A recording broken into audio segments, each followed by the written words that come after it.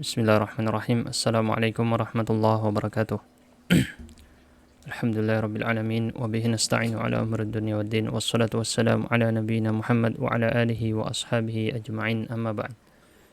Kita lanjutkan baca kitab Fatwa-Fatwa Ramadan sampai pada halaman 22 pada materi halil ibratu bitaghdhiyati. Apakah patokannya? Ibrah itu tolak ukur. Apakah tolak ukurnya dengan taghdhiyah? Taghdhiyah itu adalah pemberian nutrisi. Nutrisi atau sesuatu yang bergizi, mengandung gizi. Ya. Ini poin penting, apakah tolak ukur dalam membatalkan puasa itu adalah sesuatu tadi harus mengandung nutrisi atau gizi atau tidak? Alias ketika dimakan bisa membuat seseorang tadi bertahan hidup atau kuat. Ikhtalafu halil maqsudu al-imsaku 'anil mughadhi faqat amil imsaku 'an kulli ma yadkhulu minal manfadil mu'tad al-fam wal anf. Para ulama berselisih pendapat yang dimaksud dengan imsak, yang dimaksud dengan puasa itu adalah puasa dari perkara yang mengandung nutrisi atau gizi saja, atau umum apapun yang masuk lewat saluran yang biasa kita pakai untuk makan dan minum, yaitu mulut dan hidung, semuanya. Jadi perselisihannya antara dua hal ini. Apakah disyaratkan sesuatu yang masuk ke mulut dan hidung tadi harus mengandung nutrisi atau gizi sehingga bisa dikategorikan membatalkan puasa? Qala Ibnu Utsaimin rahimahullah, beliau mengatakan, wa qala ba'du ahli ilmi, sebagian ulama mengatakan, innama la yughadhi la fitra bi aklihi. Sesuatu yang tidak mengandung nutrisi atau gizi tidak bisa menjadi batal karena makan dia. Wa bina'an ala hadha fa inna bal'al kharzah al-kharzah awil hasah, maka menurut pendapat yang ini, kalau menelan kancing baju atau hasah itu kerikil,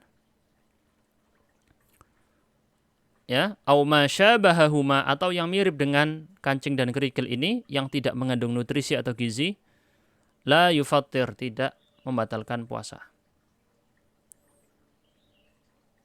Menurut pendapat yang mengatakan bahwa ada syarat sesuatu tadi ketika masuk ke mulut atau hidung harus mengandung nutrisi atau gizi baru dikatakan membatalkan puasa.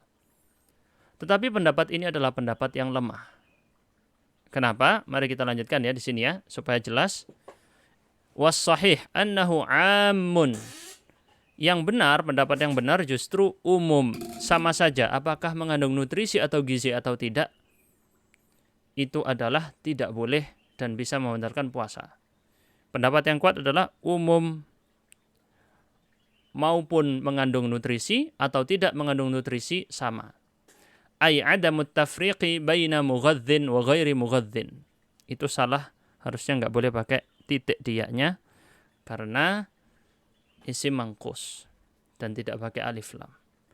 Maka tidak ada perbedaan antara yang mengandung nutrisi atau tidak. Semuanya wa anna kullama ibtala'ahu al-insan kullama ibtala'ahu al-insan min nafi'in aw dar aw la ma naf'a aw ma la naf'a fihi wa la darar fa innahu yufattir li itlaqil ayah. Jadi apapun yang ditelan oleh manusia, apapun yang ditelan lewat hidung atau mulut, sama saja apakah itu bermanfaat atau tidak, apakah bernutrisi atau tidak, apakah bergizi atau tidak, maka itu semua adalah pendapat yang benar membatalkan puasa karena kemutlakan ayat tentang puasa. وعلق ابن قدامة على القول بجواز غير المغذي. Ibnu Qudamah mengomentari terhadap pendapat yang membolehkan ghairil mughadzi, membolehkan mengkonsumsi sesuatu yang tidak bergizi. Beliau mengomentari pendapat yang pertama itu tadi ya. Walana dilalatul kitabi was sunnati ala tahrimil akli was syurbi alal umum. Kata Ibnu Qudamah, kami, yaitu yang berpendapat umum, sama saja bernutrisi atau tidak, itu tetap membatalkan puasa. Ada dalil dari Al-Quran dan dalil dari As-Sunnah, kata Ibnu Qudamah. Ibnu Qudamah ini mazhabnya Hambali. Dalil apa? Ala tahrimil akli wasyurbi alal umum. Dalil haramnya makan dan minum secara umum bagi orang yang puasa, sekalipun sesuatu tadi tidak bergizi, tidak bernutrisi. Fayadkhulu fihi mahallun niza'i. Maka masuk di dalamnya mahallun niza'. Mahallun niza' itu titik poin perselisihan, alias antara dua pendapat tadi. Walam yathbut indana ma nuqila an Abi Talhata fala yu'addu khilafan. Dan tidak sahih, lam yathbut itu tidak valid. Tidak valid riwayat yang dinukil dari Abi Talhah. Mungkin Abi Talhah ini yang sahabat Nabi ya, radhiyallahu anhu. Tidak valid riwayat yang dinukil dari Abi Talhah, maka ini tidak dianggap sebagai perselisihan. Maksudnya, pendapat yang berpegang dengan riwayat Abi Talhah bahwasanya patokannya harus bernutrisi, mungkin yang dimaksud seperti itu ya, itu adalah pendapat yang lemah karena riwayatnya tidak valid, riwayat lemah. Jadi di sini kita simpulkan Ibnu Utsaimin dan Ibnu Qudamah rahimahumullah semuanya menguatkan pendapat bahwasanya sama saja makanan atau minuman atau sesuatu yang tidak bernutrisi pun kalau masuk lewat mulut dan hidung maka membatalkan puasa. Termasuk kerikil, termasuk kancing gitu ya. Ini bukan bahas masalah kalau nggak sengaja, itu lain nanti. Kita lanjut ya. Washtaratal ahnafu istiqrarahu. Washtaratal ahnafu istiqrarahu. Adapun ahnaf itu madhab Hanafi. Orang-orang bermadhab Hanafi mempersyaratkan istiqrarahu. Sesuatu tadi yang dikonsumsi masuk lewat hidung dan mulut harus menetap. Menetap berarti ada di dalam perut, rongga perut. Maksudnya gimana? Fa in baqiya tarafun minhu fil kharij aw kana muttasilan bi syai'in kharijin falaysa bimustaqirrin wa la yufattir. Kalau tersisa ujung yang lain dari benda tersebut di luar mulut atau hidung, aw kana muttasilan atau tersambung dengan sesuatu yang ada di luar mulut atau hidung, di luar tubuhnya, maka dikategorikan bukan memiliki sifat istiqrar, menetap di perut. Maka tidak membatalkan puasa. Misal ada sesuatu ya, masuk ke hidung atau mulut, ke dalam, mungkin selang gitu ya. Nah, selang ini dimasukkan, seret, ya. Nah, terus nanti ditarik lagi, karena dia bukan sesuatu yang menetap di perut, tapi dia ada nyambung dengan di luar perut. Maka tidak batal, menurut madhab Hanafi. Karena tidak dikategorikan masuk di perut. Hanya lewat.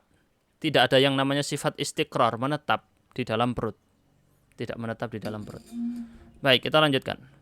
Nah, sekarang bagaimana dengan suntik-suntik?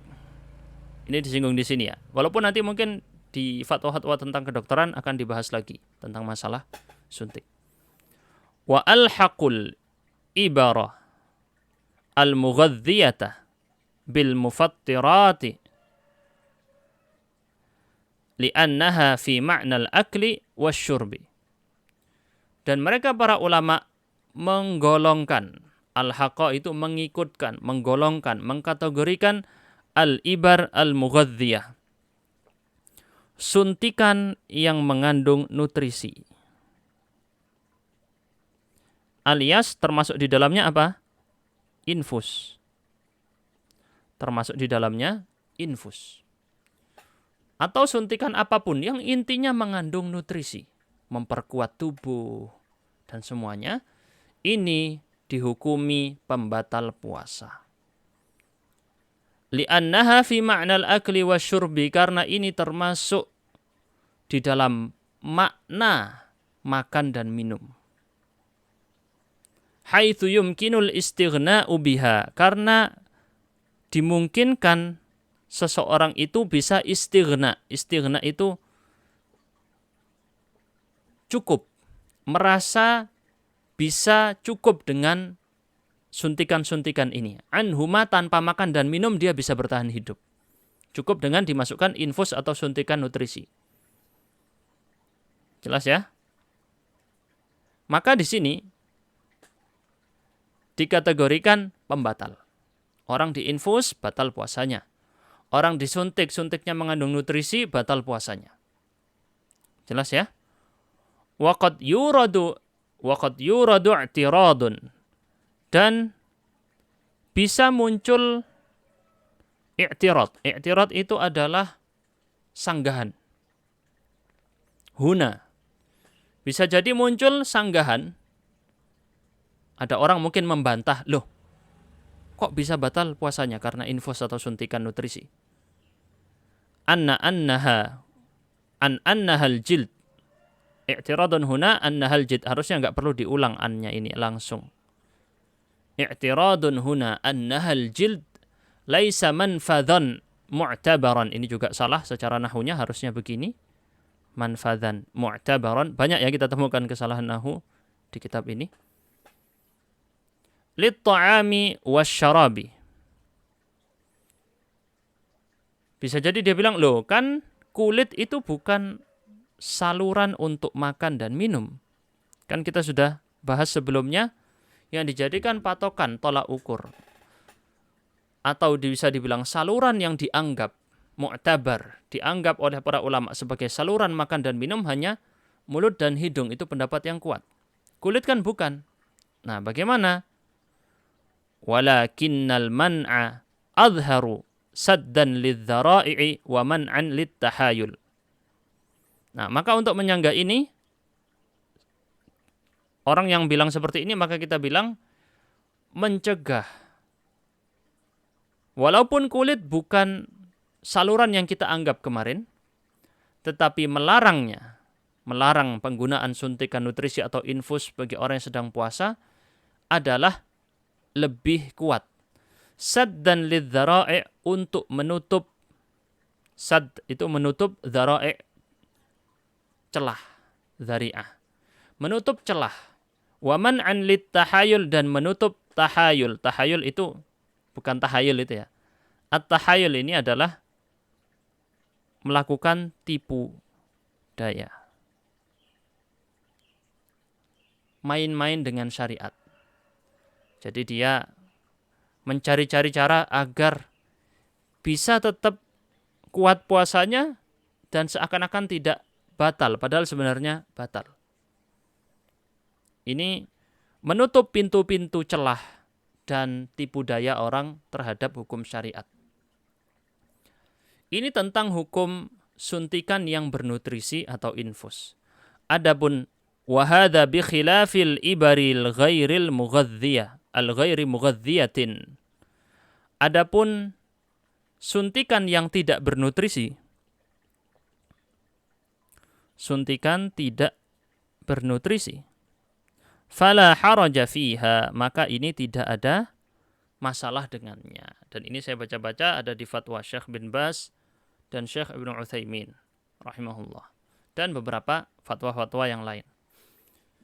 Dua ulama ini berpendapat bahwasanya suntikan tidak bernutrisi tidak membatalkan puasa. Dan Syekh bin Baz mencontohkan dengan suntikan itu bius. Suntikan bius atau pereda nyeri, pereda sakit Beliau contohkan dan itu tidak membatalkan puasa menurut pandangan beliau. Adapun Syekh Shalih Al-Fauzan berpendapat bahwasanya kalau suntikan itu ada 3 jenis. Ada suntikan yang ini tadi mughadziyah, yaitu yang bernutrisi, ini membatalkan puasa pasti, seperti infus dan suntikan vitamin, suntikan apa yang mengandung nutrisi, mengandung gizi, dia adalah pembatal. Tapi kalau dia tidak mengandung nutrisi, maka ada 2 versi. Ada yang masuk ke saluran atau pembuluh darah. Maka kalau Syekh Shalih Al-Fauzan, walaupun dia dianggap tidak bernutrisi, tetap tidak boleh. Karena ini nanti akan masuk ke dalam badan, maka ini adalah batal menurut Syekh Shalih Al-Fauzan. Adapun kalau dia itu tidak ke pembuluh darah, tapi hanya seperti yang tadi kita contohkan, pereda nyeri atau pembius di kulit, di bagian tubuh tertentu. Ini maka, kata Syekh Shalih Al-Fauzan, tidak batal. Dan juga Syekh bin Baz, Ibnu Utsaimin tidak batal. Tetapi memang secara kehati-hatian, sebisa mungkin seseorang ketika lagi puasa mau suntik, pilihlah waktu malam. Jangan pilih waktu siang atau pagi, supaya tidak masuk was-was dalam diri. Nanti ada was-was, oh kan kalau suntikan nutrisi tidak batal, suntikan tidak bernutrisi tidak batal. Akhirnya pikirannya, ya wis nggak apa-apa tak suntik dulu. Nanti pas sudah suntik, jadi kepikiran terus, was-was terus. Saya batal nggak? Saya batal nggak? Gitu terus pikirannya. Sehingga lebih baiknya adalah ya sudah, ditaruh di malam hari. Mau suntik apapun, mau vaksin, mau apa, semuanya yang berkaitan dengan suntik-menyuntik ini ditaruh di malam hari. Itu adalah langkah terbaik. Adapun kalau tadi kita sebutkan ringkasan yang disebutkan di kitab ini, dan ini dibangun di atas fatwanya Syekh Ibnu Utsaimin, dan siapapun syekh yang bersepakat dengan beliau, di sini kita memang banyaknya pendapat Syekh Ibnu Utsaimin, adalah kalau suntikan bernutrisi, maka dia adalah batal. Kalau suntikan tidak bernutrisi, maka tidak batal. Gampangnya seperti itu. Jelas ya? Kita lanjut. Warrajihu fil qutrati fil aini awil udhuni wal kuhli. Adapun yang pendapat yang kuat dalam masalah qutrah. Qutrah itu obat tetes. Saya tulis di sini ya. Obat tetes mata dan tetes telinga dan celak di mata. Wa mudawatul juruhil ghairah. Mengobati luka yang mengalir, obat luka kayak apa? Betadine kayak gitu-gitu ya. Atau alkohol, Revanol dioles ke luka yang sedang mengalir. Wa syammut tibi, dan menghirup parfum, aroma yang harum. Wal ibari ghairil mughadziyati, tadi ya, suntik yang tidak bernutrisi.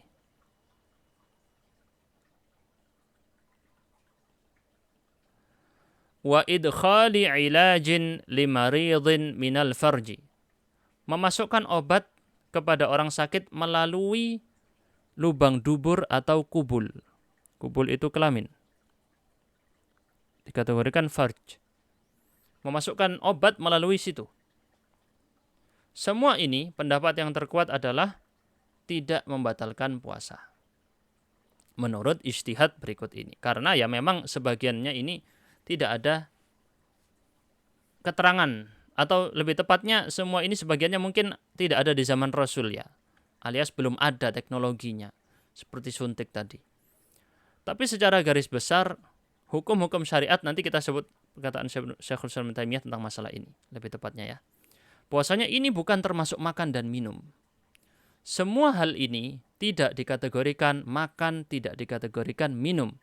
Wala fi ma'nahuma, dan tidak pula di dalam makna, di dalam masuk definisi makan atau minum, tidak masuk di situ. Fatabqa 'alal asli, maka kembali ke hukum asal, menetap di hukum asal. Apa hukum asalnya? hukum asalnya adalah boleh alias tidak batal. Kembali kepada hukum asal. Selama tidak ada bukti yang jelas dalam syariat bahwa itu masuk dalam kategori makan atau minum atau pembatal, berarti maka dia kembali ke hukum asal, tidak batal. Qala Ibnu Taimiyah rahimahullah, beliau mengatakan dalam masalah ini seperti yang bisa dilihat di kitab Haqiqatus Siyam. Fa inna as-siyama min dinil Islam alladhi yahtaju ila ma'rifatihi al-khass wal 'ammu. Ila ma'rifatihi al-khass wal 'ammu. Siam, puasa ini termasuk dari agama Islam yang harus atau yang butuh diketahui ilmunya oleh orang khusus ataupun orang umum. Orang khusus berarti orang berilmu, orang umum orang yang awam, masih belum tahu tentang ilmu secara detail, tapi tahu secara permukaan. Falau kanat hadhihi al-umuru mimma harramaha Allah wa rasuluhu 'ala as-shaim. Kalau seandainya perkara-perkara ini, dan beliau menyontohkan dengan ya tadi yang disebut obat tetes mata dan kawan-kawannya, kalau seandainya perkara ini termasuk yang Allah haramkan dan Rasulnya haramkan atas orang puasa, wa afsada as-sauma wa ufsida as-saumu biha, dan puasa itu batal karena dia, lakana hadza mimma yajibu 'ala ar-rasuli bayanuhu. Maka ini termasuk di antara perkara yang wajib bagi Rasul untuk menjelaskannya. Walau dzakara dzalika la'alimahu as-sahabatu wa ballaghuhu al-ummah. Seandainya Rasul menyebutkan perkara ini termasuk pembatal puasa, pasti para sahabat tahu dan akan para sahabat tadi menyampaikan kepada umat generasi setelahnya. Kama ballaghu hasaira syar'ihi, sebagaimana mereka menyampaikan seluruh syariat Islam yang lainnya. Jadi Rasul tidak menjelaskan perkara-perkara ini, padahal di zaman Rasul sudah ada obat tetes mata atau istilahnya pengobatan dengan cairan ditetes ke mata atau telinga, pengobatan orang luka, menghirup parfum. Ya, sebagian tidak ada di sini di zaman itu, seperti suntikan tadi. Tentu kalau ini sudah dikatakan membatalkan puasa, Rasul wajib menjelaskan untuk umat. Tapi kenyataannya tidak ada dinukil dari para sahabat tentang masalah ini. Tidak ada penjelasan Rasul tentang masalah ini. Falamma lam yanqul ahadun min ahli ilmi an Nabi sallallahu alaihi wasallam fi dzalik, maka selama tidak ada satupun ulama yang menukil riwayat dari Rasul dalam masalah-masalah ini, la haditsan sahihan, tidak ada hadis sahih, wala dha'ifan, bahkan hadis yang lemah pun enggak ada, wala musnadan, tidak ada hadis yang tersambung musnad, wala mursalan, tidak pula hadis yang terputus, alima annahu lam yadhkur syai'an min dzalik, atau ulima, maka ini diketahui bahwasanya tidak pernah Rasul sallallahu alaihi wasallam menyebutkan perkara-perkara ini. Jelas ya? Jadi di sini hukum-hukum yang tadi adalah termasuk tidak membatalkan puasa. Wallahu a'lam bishawab. Sampai sini tadi itunya apa? Perkara-perkara yang tidak membatalkan puasa yang saya stabilo warna kuning ini, dan sudah saya tulis artinya masing-masing. Berikutnya tentang muntah. Al-qai' wa haijanul mi'dah. Bisa dibaca al-ma'idah, bisa dibaca al-mi'dah. Al-qai' adalah muntah, hukum muntah, dan hukum haijanul mi'dah asam lambung. Gejolak cairan yang ada di dalam lambung. Al-ma'idah atau al-mi'dah itu lambung. Man istaqa'a 'amidan aftar. Barang siapa yang sengaja muntah, menyengajakan diri, memancing dirinya untuk muntah, maka dia batal. Dan kategori memancing istaqa'a, memunculkan atau menimbulkan muntah pada dirinya bisa dengan berbagai macam cara. Di antaranya dengan Misalnya melihat sesuatu yang menjijikkan, sengaja dia biar muntah. Atau memasukkan tangannya atau sesuatu ke tenggorokannya biar muntah. Dan lain-lain. Ada banyak disebutkan para ulama. Ya pokoknya metode yang membuat dia itu muntah secara sengaja. Maka orang yang muntah secara sengaja, dia batal puasanya. Jelas ya, saya tulis di sini. Sengaja muntah, maka itu hukumnya batal. Apa dalilnya? Hadis Abi Hurairah dari Nabi SAW. Hadisnya diriwayatkan di dalam Abu Daud dan Tirmidzi dan Ibnu Majah, disahihkan oleh Al-Albani. Man dzara'ahul qai' fala qada'a alaihi wa man istaqa'a fa alaihi al-qada'. Barang siapa yang muntah itu terjadi padanya tapi enggak ada kesengajaan, maka tidak perlu qada', tidak perlu ganti puasa. Wa man istaqa'a, adapun orang yang memancing dirinya untuk muntah secara sengaja, fa alaihi al-qada', maka dia harus mengganti puasa, qada'. Qala Ibnu Qudamah Al-Hambali, beliau hidup tahun 500-an Hijriah, mengatakan makna istaqa'a taqayya'a mustad'iyan lil qai'. Makna dari kata istaqa'a tadi adalah taqayya'a, muntah, mustad'iyan lil qai', muntah secara dia itu apa istilahnya? Memaksa dirinya untuk muntah, taqayya'a itu ya.